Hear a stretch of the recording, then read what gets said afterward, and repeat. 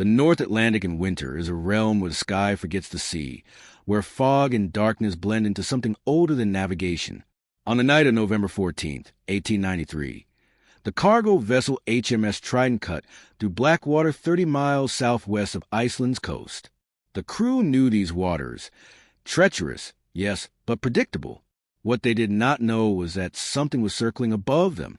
The logbook entry, written in a shaking hand, reads, *midnight, gale rising. Shadow observed overhead, unnatural flight pattern. God preserve us. By dawn, one man was gone. His coat, shredded and bloodstained, washed ashore 3 days later near St. James. No body was ever found. What attacked the Trident that night? Was it legend made flesh, or something the sea has yet to give up? The HMS Trident was not a vessel built for glory. She was a working ship, a 3-masted cargo steamer registered out of Aberdeen, Scotland, hauling coal and timber between the British Isles and the Scandinavian ports. Her crew of 19 men were seasoned mariners, men who had survived storms, ice, and the occasional bout of scurvy. They were not prone to superstition. They were not easily spooked. But on that November night, as the wind howled and the rigging screamed, something changed in the air. First Mate William Graves was the first to see it. He stood at the helm, eyes scanning the horizon, when he noticed the gulls had gone silent. In these waters, gulls were constant, screeching, circling, scavenging. But now, nothing. The silence was heavier than the wind. Graves squinted into the dark. The ship's lanterns cast weak halos of light across the deck, barely cutting through the mist. Then he saw it, a shadow, vast and angular, moving against the clouds. It wasn't drifting. It was circling. Do you see that? Graves called to the helmsman, a Norwegian named Olaf Henriksen. Henriksen looked up, his face pale even in the dim light. He nodded slowly. I see it. What in God's name is it? The shadow was too large to be a bird, too deliberate to be debris caught in the wind. It moved with purpose, banking in wide arcs above the mast. The crew began to gather on deck, murmuring, pointing. Someone suggested it was a trick of the fog. Someone else crossed himself and whispered prayer. Graves ordered the men back to their posts, but his voice lacked conviction. He, too, was watching the sky. Then the wind shifted. The shadow dropped lower. And for the first time, they heard it, a sound like canvas tearing, mixed with something guttural, something alive. The creature descended in a spiraling glide, and as it broke through the fog, the crew froze. Leather wings, vast and ribbed, stretched at least 20 feet across. The body was lean, skeletal, covered in what looked like dark, slick skin. Its head was elongated, bird-like, with a beak that curved like a scythe. But the eyes, those eyes glowed faintly, reflecting the ship's lanterns with an eerie, amber light. It circled the mast once, twice, and then it dove. The impact was catastrophic. The creature slammed onto the main deck with a sound like thunder. Iron fittings bent, wood splintered. The ship listed hard to port. Men scattered, shouting, scrambling for cover. Graves grabbed a belaying pin and held it like a weapon.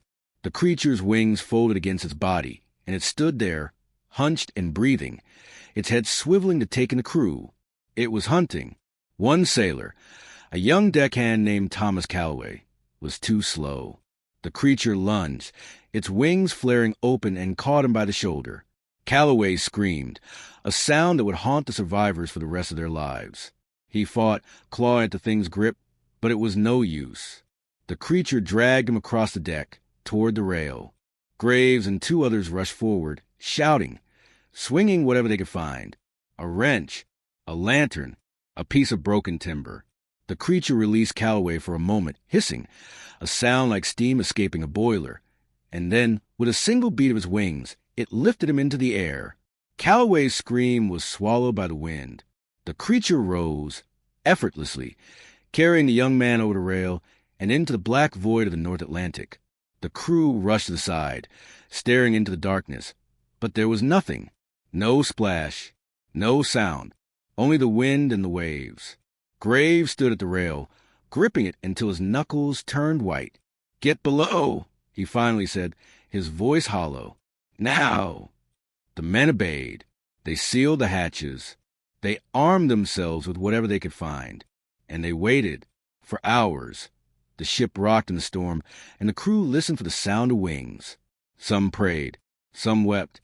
Some simply stared at the ceiling, waiting for the wood to splinter and the creature to return. But it didn't. By dawn, the storm had passed. The sea was calm.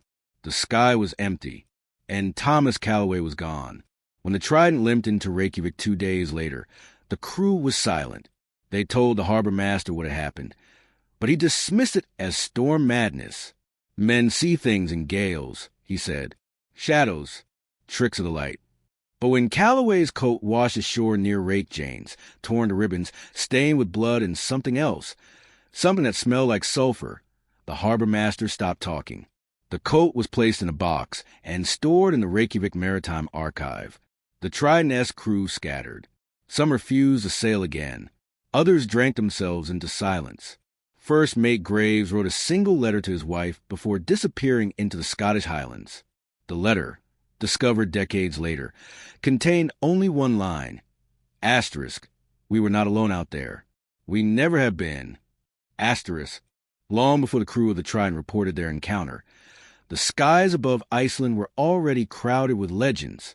The island, forged by fire and ice, has always existed at the edge of the known world, a place where the natural and the supernatural bleed together. In Icelandic folklore, creatures of the air are not uncommon. The gammer, a monstrous bird said to carry off livestock and children, appears in sagas dating back to the 13th century. The Dreki or dragon soars through medieval texts, breathing fire and guarding treasure in volcanic caverns. But there's another creature, less spoken of, more feared, the Skuggavengur, the Shadow Wing. The Skuggavengur does not appear in the mainstream Eddas or sagas. It lives instead in the oral traditions of coastal villages, passed down by fishermen and sailors who claim to have seen it in the hours before dawn. Descriptions vary, but common elements persist. Enormous wings, a skeletal frame, glowing eyes, and an insatiable hunger. Some say it is a spirit of the drowned, condemned to hunt the living. Others believe it is a remnant of an older world, a creature that existed before men sailed these waters. In the village of Grindavik, elders still warn children not to linger near the shore after dark. The shadow wing hungers, they say, and it remembers.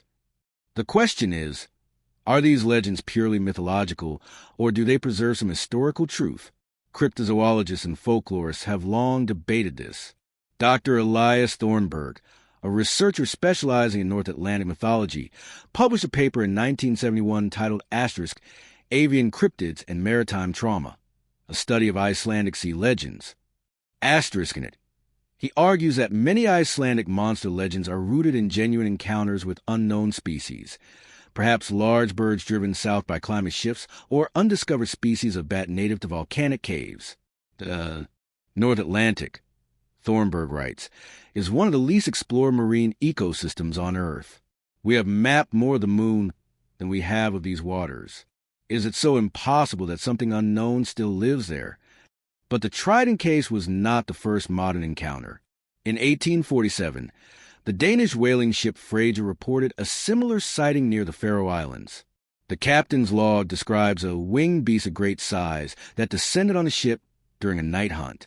The creature allegedly killed 2 men before vanishing into the fog.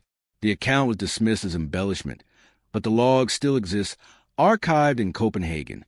In 1879, a British trawler called the Northern Star radioed a distress call off the coast of Norway. The message, fragmented and panicked, mentioned a thing from the cliffs and wings like sails.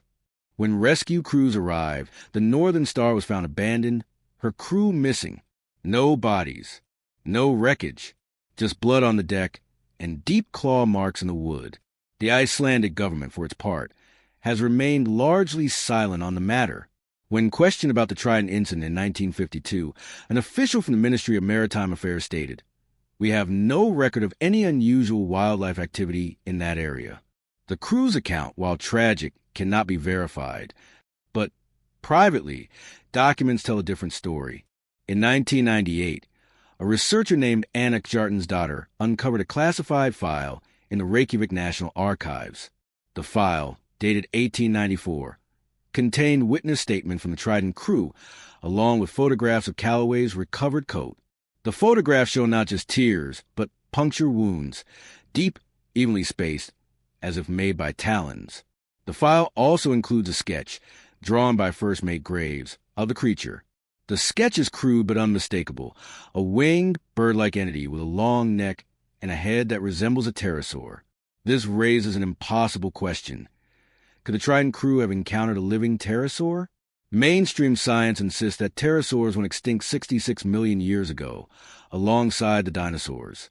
But cryptozoologists argue that pockets of ancient life could persist in remote, unexplored regions. Deep caves, isolated islands, underwater trenches.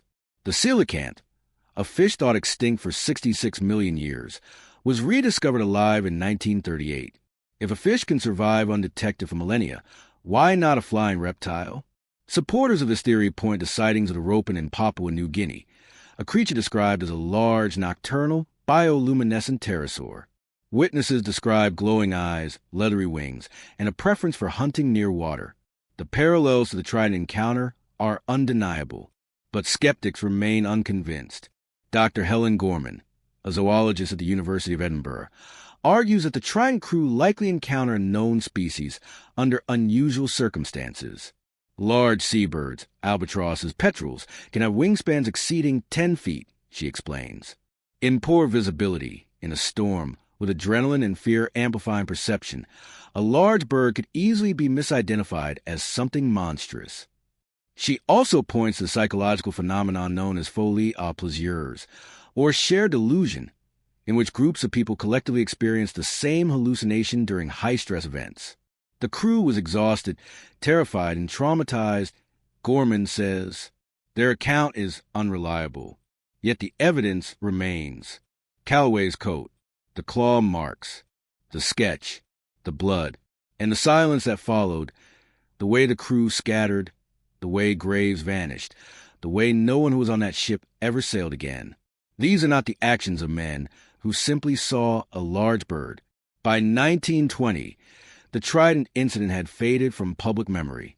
The few news articles published at the time were buried in maritime journals and regional papers, dismissed as sailor folklore. But in academic and cryptozoological circles, the case refused to die. A small group of researchers, fascinated by the consistency of the crew's testimony and the physical evidence, began to investigate. Their work, conducted over several decades, would uncover a pattern of encounters far more extensive and far more disturbing than anyone had imagined. The first serious investigator was a British naturalist named Dr. Edmund Cartwright. In 1923, Cartwright traveled to Iceland with the express purpose of interviewing surviving members of the Trident crew. By then, most had died or disappeared, but Cartwright managed to track down two, helmsman Olaf Henriksen, living in a remote farmhouse in northern Norway, and deckhand Jonas Fitch, who had become a recluse in the Scottish Hebrides. Both men were reluctant to speak. Henriksen, in particular, became agitated when Cartwright mentioned the creature. "You should not dig into this," Henriksen warned. "Some things are meant to stay forgotten." But Cartwright persisted, and eventually Henriksen spoke. "It was not a bird," Henriksen said, his voice low and steady. "It was not anything from this world. It moved with intelligence. It chose Thomas. It knew what it was doing. And when it looked at me," he paused, his hands trembling. "When it looked at me, I felt something I had never felt before. It was like standing before God, but the wrong God, the kind that does not love you, the kind that only hungers." Cartwright asked if he believed the creature was supernatural. Henriksen shook his head. "No, it was real. It had flesh, breath, weight, but it was old, older than us, older than anything we know." Jonas Fitch's account was more fragmented but equally chilling. He described the creature's eyes as burning like lanterns in a fog, and said the smell, sulfur and rot, lingered on the ship for days. "We scrubbed the deck," Fitch said. "We tried to clean the blood, but the smell stayed. And at night, when the wind was still, you could hear it. Wings. Far off, but close enough." Fitch died 3 months after the interview. His death was ruled a suicide, but Cartwright noted in his journal that Fitch had seemed terrified, not despondent. Cartwright's investigation also led him to the Maritime Archives in Reykjavik, where he discovered the 1894 file. The sketch drawn by First Mate Graves became the centerpiece of Cartwright's research. He compared it to known prehistoric species and found striking similarities to Pteranodon and Quetzalcoatlus, large pterosaurs with long beaks and massive wingspans. But Cartwright was careful not to jump to conclusions. "I do not claim this was a living dinosaur," he wrote in his 1927 monograph Monsters of the North Atlantic. "But I do claim that something unknown attacked the trident, and that we owe it to the men who died to seek the truth." Cartwright's work inspired others. In the 1950s, a French cryptozoologist named Pierre Valois launched an expedition to Iceland's volcanic coastline, hoping to find physical evidence, nests, bones, or droppings, of a large unknown predator. Valois spent 3 months exploring sea caves and cliff faces, particularly around Reykjanes and the West Fords. He found nothing conclusive, but he did discover something strange. A series of claw marks carved into volcanic rock at the entrance to a sea cave near Grindavik. The marks were deep, precise, and consistent with the punctures in Calloway's coat. Valois took molds and photographs, which he sent to paleontologists in Paris. Their response was cautious but intriguing. The marks were consistent with large avian or reptilian claws, but the species could not be identified.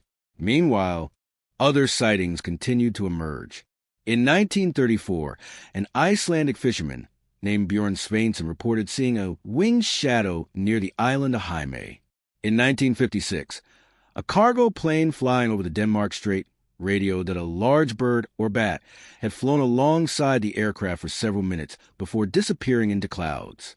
In 1972, a research team studying seabird populations on the Faroe Islands reported finding the carcass of a seal with wounds inconsistent with any known predator. The wounds, they noted, appeared to have been made by something with a hooked beak and powerful talons. By the 1980s, the trident case had become a touchstone for cryptozoologists worldwide. It was cited in books, documentaries, and academic papers, but it also attracted skeptics and debunkers.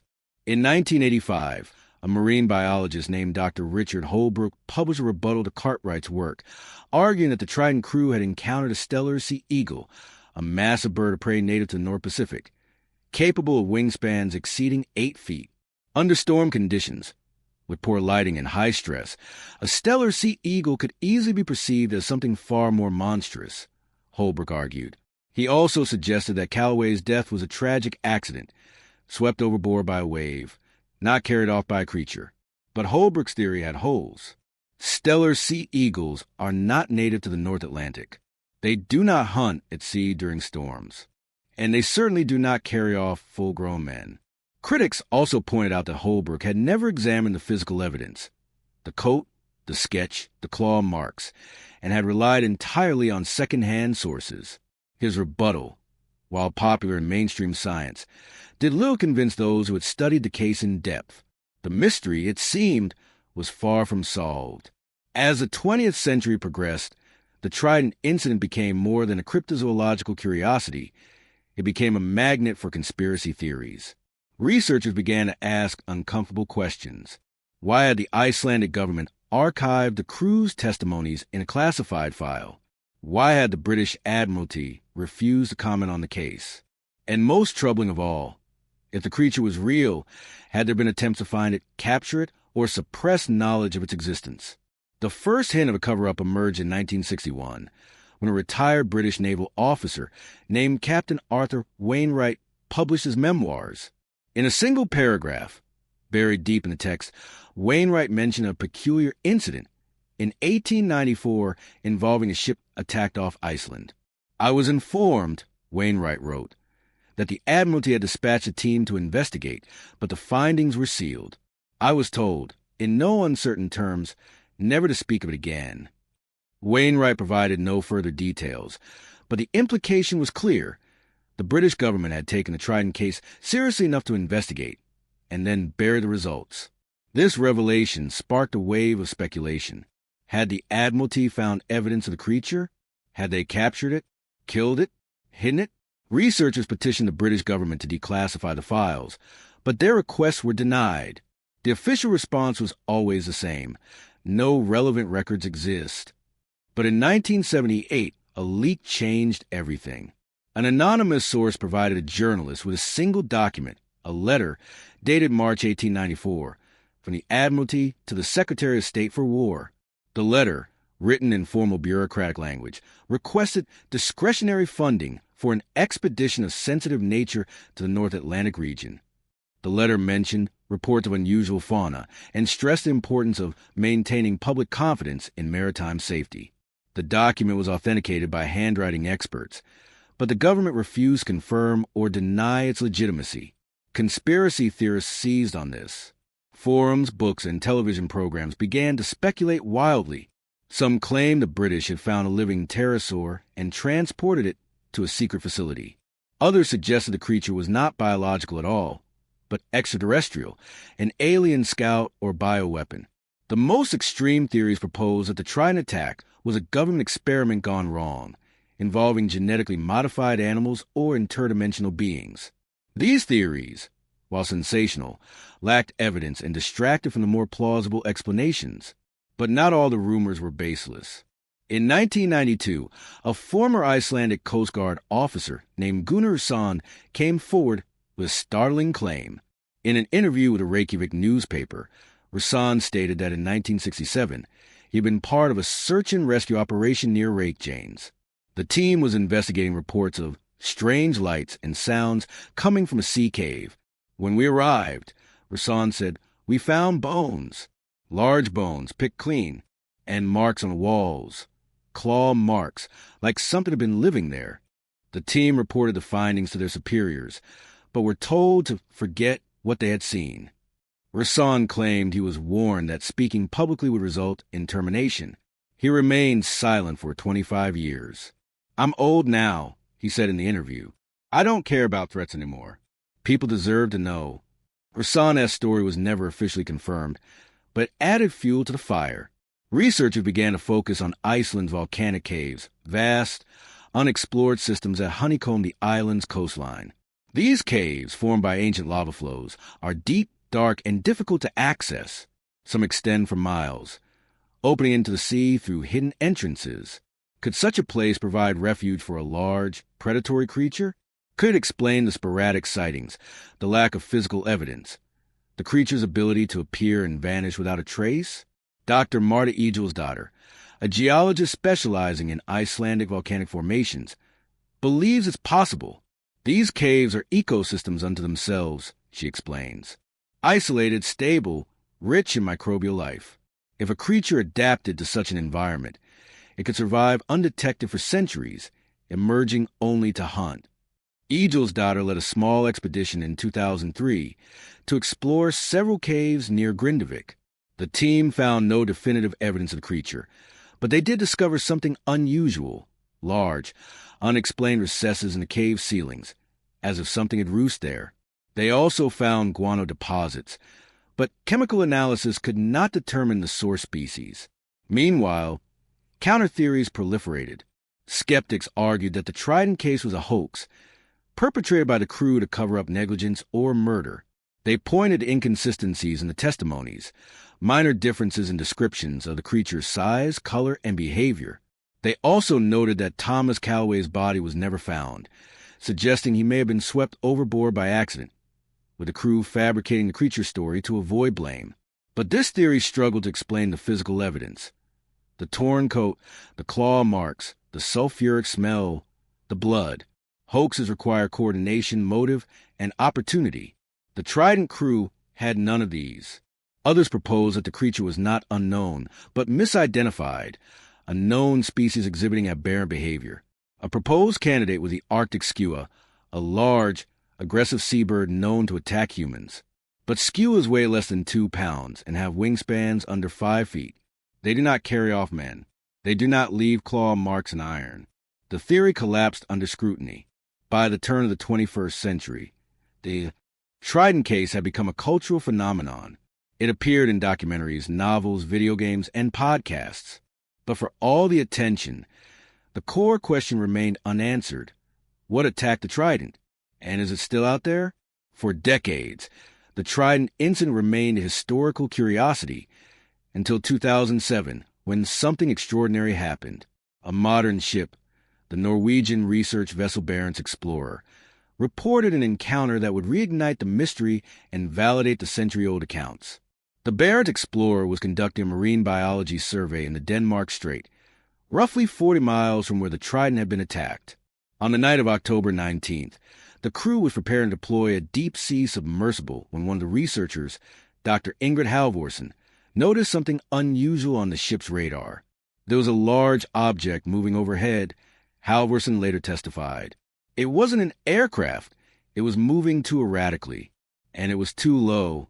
I thought maybe it was a drone, but when I went on deck to look, I saw it. What Halvorsen saw was captured on the ship's security camera, a grainy, low-resolution video that would become one of the most analyzed pieces of footage in cryptozoology. The video shows a dark shape gliding above the ship, backlit by the deck lights. The shape is large. Estimates based on comparative analysis suggest a wingspan of 15 to 20 feet. It moves with a slow, deliberate rhythm, wings beating in a way that seems too controlled, too purposeful to be a bird. At one point, the shape banks sharply and dives toward the ship, passing within 30 feet of the camera. For a brief moment, less than 2 seconds, details are visible: a long neck, a narrow head, and what appears to be a hook beak. Then it ascends and vanishes into the darkness. The crew of the Barents Explorer was shaken but unharmed. Unlike the Trident, this encounter ended without violence. But the footage was enough to send shockwaves through both the scientific and cryptozoological communities. Within days, the video was uploaded to the internet and viewed millions of times. Experts analyzed every frame. Ornithologists were called in to identify the creature. None could. "It's not a bird," said Dr. Lars Svensson, a leading expert on North Atlantic avifauna. "The flight pattern, the wing structure, it's unlike anything I've ever seen." Skeptics, predictably, dismissed the footage as a hoax or misidentification. Some suggested it was a large kite or a tarp caught in the wind. Others claimed it was a CGI fabrication. But the Norwegian Maritime Directorate conducted a formal investigation and concluded that the footage was genuine. "We have no reason to believe the video was altered," the report stated. "The crew's account is consistent and credible. However, we cannot identify the object captured on film." The Barents Explorer incident did more than provide new evidence. It provided hope. For the first time in over a century, the creature had been documented by a reliable source using modern technology. Researchers now had a reference point, a piece of data that could be analyzed, compared, and studied. Expeditions were planned. Funding was secured. The hunt was on. In 2009, a multinational team of cryptozoologists, marine biologists, and documentary filmmakers launched Operation Shadow Wing, the most ambitious search for the creature to date. The team chartered a ship and spent 3 months surveying the waters between Iceland and Greenland, using drones, underwater sonar, and night vision cameras. They explored sea caves, interviewed locals, and followed up on historical sighting reports. The operation was exhaustive, methodical, and ultimately unsuccessful. They found no nests, no bones, no definitive proof. But they did find something intriguing. Thermal imaging scans detected a large, warm-blooded presence in a sea cave near Vestmannaeyjar. When the team investigated, the cave was empty, but fresh guano was found on the floor. Lab analysis revealed DNA from an unknown avian species. The results were published in a peer-reviewed journal, sparking both excitement and controversy. "This is not proof of a cryptid," cautioned Dr. Elena Marquez, the expedition's lead biologist. "It's proof of biodiversity we don't fully understand. The DNA could belong to a rare seabird, a hybrid species, or even a contaminated sample. We need more data." But for believers, the DNA was vindication. "This is exactly what we've been saying for decades," said Dr. Thornburg, now in his 80s. "The North Atlantic is home to species we have not yet cataloged." The Trident crew saw something real. So did the Barents Explorer. And one day we will find it. Meanwhile, sightings continued. In 2012, a fishing trawler off Greenland reported a winged shape circling the boat at dawn. In 2015, a tourist helicopter near the Faroe Islands captured footage of a large, dark object diving into the ocean. In 2018, a cargo ship in the Norwegian Sea reported hearing a sound like wings during a night crossing. None of these sightings resulted in physical evidence, but the pattern was undeniable. Something was out there, and it was still hunting. The turning point, however, came not from scientists or cryptozoologists, but from an unexpected source, a retired NASA satellite analyst named Dr. Raymond Chun. In 2019, Chun was reviewing declassified satellite imagery from the 1990s when he noticed an anomaly in thermal scans of the North Atlantic. The scans, taken at night, showed periodic heat signatures moving at high speed over the ocean. Signatures too large and too warm to be birds, too fast to be boats. Chun cross-referenced the data with historical sighting reports and found a correlation. Many of the heat signatures appeared in the same locations and time frames as documented encounters. This suggests, Chun wrote in his analysis, that the creature, whatever it is, has a regular migration or hunting pattern. It is not random. It is predictable. Chen's findings gave researchers a new tool, the ability to anticipate where and when the creature might appear. Expeditions were planned around these patterns. Cameras were deployed in key locations. And for the first time, scientists had a roadmap. The hunt was no longer a gamble. It was a strategy. If the creature is real, and the evidence, however circumstantial, suggests it might be, then what is it? This question has divided researchers into camps, each with their own theory, each with their own interpretation of the data. The debate is not just scientific. It is philosophical. What does it mean to discover a species that should not exist? The first camp believe the creature is a surviving pterosaur, a living fossil that has endured in isolation for millions of years. Proponents of this theory point to the physical descriptions: the wingspan, the beak, the skeletal frame. They cite the coelacanth and the woolly pine, species once thought extinct, now proven alive. Evolution is not a straight line, argues Dr. Thornburg. It's a bush, with branches we haven't yet explored. If a fish can survive 66 million years undetected, why not a flying reptile? But critics of the pterosaur theory note the lack of fossil evidence in the region. Iceland is geologically young, formed by volcanic activity over the past 20 million years. There are no Mesozoic rock layers, no places where a pterosaur lineage could have persisted. The second camp proposes that the creature is not prehistoric, but a new species, an undiscovered avian predator adapted to the North Atlantic environment. This theory has gained traction in recent years, particularly after the DNA discovery in 2009. We are constantly finding new species, says Dr. Marquez, especially in remote, inhospitable regions. This could be a large, nocturnal seabird that nests in volcanic caves and hunts at night. Its rarity would explain why it's so elusive. Supporters of this theory suggest the creature might be related to albatrosses or petrels, but with unusual adaptations: larger size, predatory behavior, and a preference for solitude. The third camp is more speculative.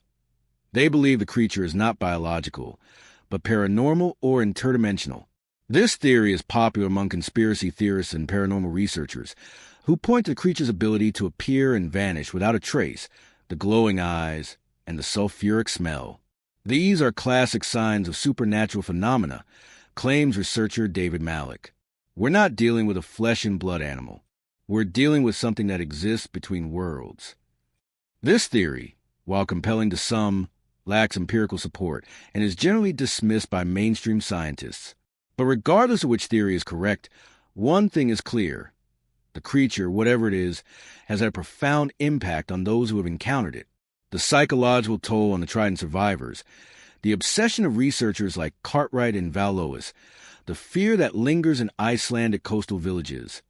These are not the product of myth. They are the products of trauma, curiosity, and wonder. The creature has become more than an animal. It has become a symbol of the unknown, the untamed, the edges of human understanding. Dr. Sophia Langford, a psychologist specializing in trauma and folklore, has studied the long-term effects of cryptid encounters. When someone sees something they cannot explain, she says, it shatters their worldview. It forces them to question everything they thought they knew. For some, this is liberating. For others, it's terrifying. Langford interviewed several individuals who claimed to have seen the creature, including a descendant of Jonas Fitch. She told me her great-grandfather never recovered. Langford recounts. He stopped going to church. He stopped talking to his family. He spent his final years staring at the sea, waiting for it to come back. That's not the behavior of someone who saw a bird. That's the behavior of someone who encountered something that redefined their reality. This psychological dimension is often overlooked in cryptozoological research, but it is crucial. The creature's impact is not limited to the physical. It extends into mental, the emotional, the existential. It challenges our sense of control, our belief that we have mapped and mastered the natural world. We like to think we know everything, says Dr. Thornburg. But the truth is, we know very little. The ocean is vast. The sky is infinite. And there are still places, deep caves, remote islands, open waters, where things can hide. This humility, this acknowledgement of our ignorance, is perhaps the most important lesson the Trident case has to offer. There is also a cultural dimension. The creature, real or not, has become part of the North Atlantic's identity. It appears in Icelandic art, literature, and music. It is referenced in tourism campaigns and local legends. Children in Grindavik still tell stories of the Skuggavengur, and fishermen still warn each other to watch the skies. The creature has transcended evidence. It has become myth, and in doing so, it has become immortal. But myths are not lies. Myths are truths wrapped in metaphor, lessons encoded in story. The creature may or may not exist in flesh and bone, but exists in memory, in fear, in wonder, and that existence is real. Whether the creature is a pterosaur, a bird, or something else entirely, says Dr. Marquez, it has already changed us. It has reminded us that the world is stranger, wilder, and more mysterious than we dared believe. So where does the truth lie? Is the creature a relic of the Mesozoic, a modern predator, or a phantom of the human mind? The answer, perhaps, is all three. The creature is what we make of it, a reflection of our fears, our hopes, and our endless hunger for discovery. And as long as the North Atlantic remains dark and deep, as long as the skies remain vast and untamed, the creature will endure, not as a specimen, not as data, but as a question we may never fully answer. And maybe, just maybe, that's how it should be. By 2020, the search for the creature had become a global endeavor, no longer confined to academic curiosity or fringe cryptozoology. The case attracted serious funding from private investors, documentary producers, and even governmental research agencies. The creature had gone mainstream, but with mainstream attention came challenges: sensationalism, misinformation, and the pressure to produce results. The most high-profile expedition of the decade was led by the Enigma Initiative, a consortium of marine biologists, cryptozoologists, and technology experts. Launched in 2021, the initiative deployed an array of advanced tools: autonomous drones equipped with infrared and thermal imaging, underwater ROVs, remotely operated vehicles, to explore sea caves, and AI-powered software to analyze sonar data for unusual patterns. The team established a semi-permanent base camp on the southern coast of Iceland, near Vik I Mordal, a location chosen for its proximity to several historical sighting hotspots. Over the course of 18 months, the Enigma Initiative logged thousands of hours of surveillance. They documented countless seabirds, seals, and whales. They explored dozens of caves, charted underwater formations, and interviewed over 100 locals. But they did not find the creature. What they did find, however, was tantalizing. In March 2022, a drone captured footage of a large, fast-moving shape diving into the ocean at dawn. The shape was visible for only 3 seconds, and the resolution was insufficient to confirm its identity. Analysts debated whether it was a gannet, a piece of driftwood, or something else. The footage was inconclusive, but it reignited hope. More importantly, the Enigma Initiative gathered ecological data that challenged previous assumptions.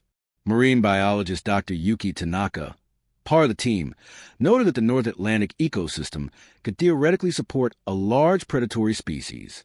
We often think of the ocean as empty, Tanaka explained, but it's extraordinarily rich in fish, squid, and marine mammals.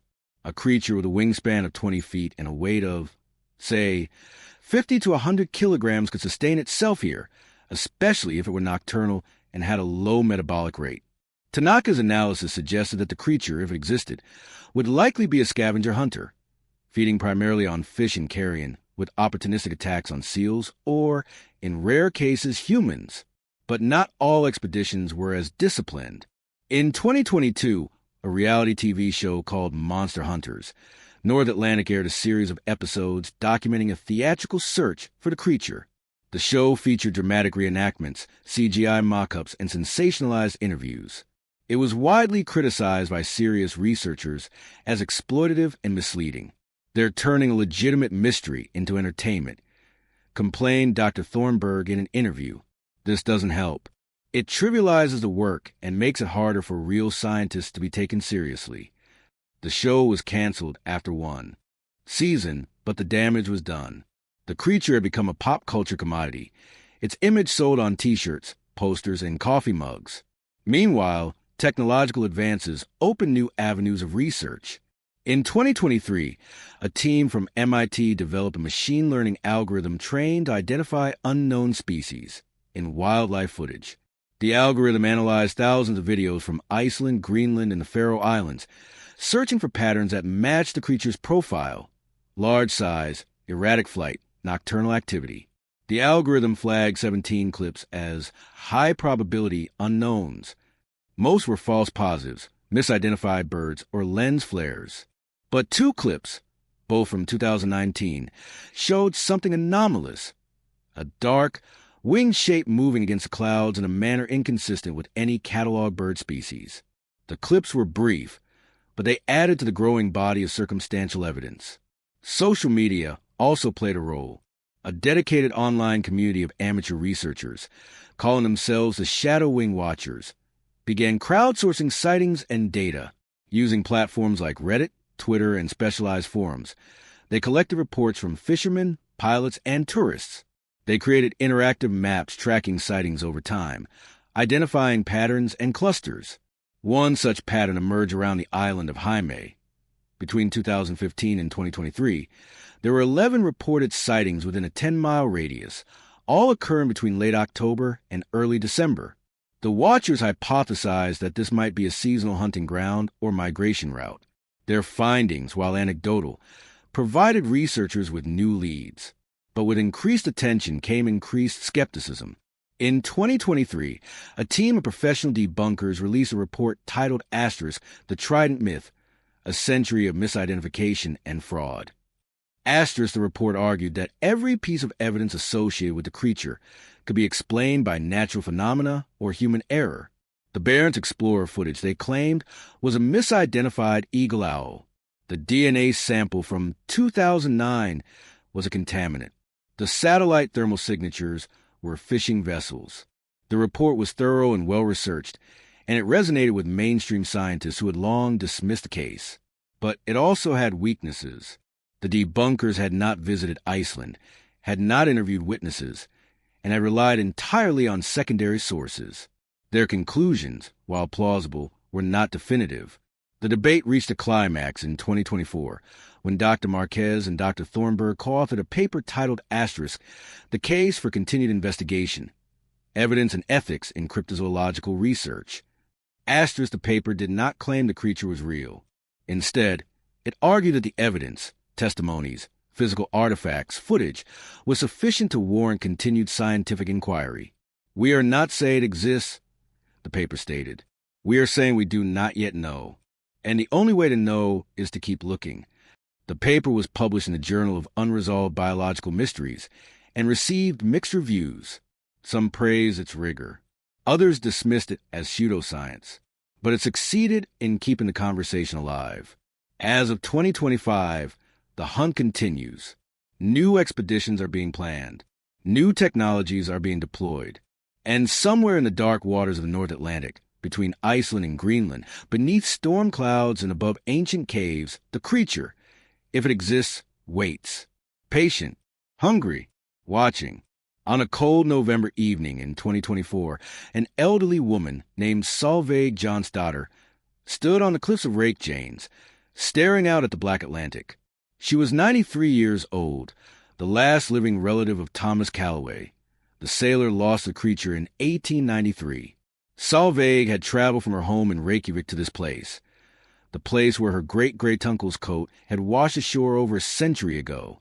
She carried with her a small wooden box. Inside the box was a coat, preserved fragile, stained with salt and time. "I wanted to bring it back," she said to a journalist who had accompanied her, "to the place where it ended, or maybe where it began." She opened the box and held the coat to the wind. The fabric fluttered, threadbare and torn, the claw marks still visible. For a moment, she was silent. Then she spoke again. "People ask me if I believe, if I think the story is true. I always say, it doesn't matter what I believe. What matters is that Thomas believed. He saw something. He felt something. And it took him. That's real. That's enough." The question of the creature's existence has never been definitively answered. Despite decades of investigation, thousands of hours of surveillance, and countless testimonies, no body has been found. No nest has been discovered. No conclusive photograph has been taken. The evidence remains circumstantial, the sighting sporadic, the truth elusive, and yet the story endures. It endures because it speaks to something deeper than proof. It speaks to the unknown. The North Atlantic has always been a place of mystery. It is a place where the elements converge, fire and ice, wind and water, light and dark. It is a place where sailors have disappeared, where ships have sunk, where the sea does not give up its secrets easily. The creature, whether flesh or phantom, is part of that mystery. It is part of the Atlantic's identity, woven into its storms and its silences. Dr. Thornburg, now in his late 80s, reflected on this in his final interview before his death in 2024. "I've spent my life chasing shadows," he said, "and I still don't know if I've found anything. But I've learned this. The world is not meant to be fully known. There are edges, margins, places where our maps run out. And in those places, anything is possible. The creature is real because we need it to be. We need to believe that there are still mysteries left, still frontiers to cross. Without that belief, the world becomes small. And I refuse to live in a small world." The survivors of the Trident, the researchers who followed, the sailors who glimpsed something in the sky, they all share a common thread. They saw something that defied explanation, and that experience changed them. It didn't just frighten them. It awakened them. It reminded them that they were not alone, that the world was stranger and more wondrous than they had imagined. And perhaps that is a creature's greatest gift, not its existence, but its possibility. In Icelandic folklore, there is a saying, asterisk, "The sky remembers what the earth forgets." Asterisk, the elders say, refers to the stories told by the wind, the secrets carried by clouds, the truths hidden in the spaces between stars. The Skuggavenger, the shadow wing, is one of those truths. It may never be captured. It may never be proven. But as long as the wind blows and the waves crash and the darkness descends over the Atlantic, the creature will be there, remembered by the sky, waiting in the margins, a question without an answer. Solveig Jonsdottir folded the coat and placed it back in the box. She looked up at the sky, where storm clouds were gathering, and smiled. "If it's out there," she said, "I hope it stays hidden. Some things are better as mysteries. Some things should never be caught." She turned and walked back the road, the wind tugging at her coat, the waves roaring below. Behind her, the cliffs of Reykjavik stood silent, ancient, unmoved. And somewhere, far above the water, the sky remembered. In the decades since the Trident attack, the creature has been called many things. Monster, myth, omen, aberration. But it is none of these. It is simply unknown. And in a world that prizes certainty, that demands proof and data and evidence, the unknown is the most dangerous thing of all. It challenges us. It humbles us. It forces us to admit that we do not have all the answers, that we may never have all the answers. And that is terrifying, but it is also beautiful. The creature's story is not over. It cannot be over, because the North Atlantic is still dark, still deep, still full of secrets. Ships still sail those waters. Storms still rise. And on moonless nights, when the wind is sharp and the waves are high, sailors still look up at the sky and wonder. They wonder if the legends are true. They wonder if something is watching. They wonder if one night the shadow will descend again. And maybe, just maybe, they're right to wonder, because the world is not as mapped and measured as we like to believe. There are still places where the light doesn't reach. Still places where the old things live. Still places where the sky remembers what the earth has forgotten. And in those places, in the spaces between knowing and believing, between myth and reality, the creature flies. Silent, patient, eternal. The hunt may continue. The debates may rage. The skeptics may scoff and the believers may hope. But the creature does not care. It does not care about evidence or expeditions or theories. It simply exists or doesn't in the liminal space between what we know and what we fear. And perhaps that is where it belongs. Not in a lab, not in a cage, but in the mystery, forever unfound, forever searching, forever free. On November 14th, 1893, something attacked the HMS Trident. Thomas Calloway was taken. His coat was found. The crew scattered. The logs were sealed. The story was buried. But it was not forgotten, because some stories refuse to die. They linger in the wind, in the waves, in the whispers of those who were there.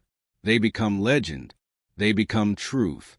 And as long as there are sailors who brave the North Atlantic, as long as there are researchers who chase the unknown, as long as there are children who stand on the cliffs and stare at the sky, the creature will live, not in flesh, not in bone, but in the questions we ask, in the mysteries we seek, in the shadows that fly at the edge of sight, and in the night when the wind howls and the darkness falls. If you listen closely, you might hear it.